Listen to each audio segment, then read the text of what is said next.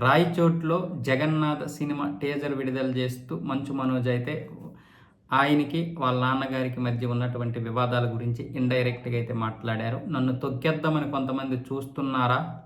చూస్తే అయిపోతుందా? నన్ను తొక్కాలంటే కేవలం అభిమానుల వల్లే అవుతుంది. నన్ను పైకి లేపాలన్నా తొక్కాలన్నా నా అభిమానుల వల్ల తప్ప ఇంకెవరి వల్ల కాదు. చెట్టు పేరు చెప్పుకొని బ్రతికే అలవాటు నాకు లేదు. నేనేమి కాయనో పండునో కాదు. నేను మనోజ్ని. నన్నెవరూ కొనలేరు, నన్నెవరూ అమ్మలేరు. నేను మనోజ్గానే ఉంటాను. మీ అభిమానుల గుండెల్లో ఎప్పటికీ ఉంటాను అంటూ ఆయనైతే వ్యాఖ్యలు చేశారు తన తండ్రిని ఉద్దేశించి. ఒక సినిమా ₹1,00,00,000తో తీసినంత మాత్రం చిన్న సినిమా అయిపోదు. అనవసరంగా విదేశాలకి వెళ్ళి దుర్భరంగా ఖర్చు పెట్టి వేల కోట్లతో తీసినటువంటి సినిమాలు పెద్ద సినిమాలు అయిపోవు.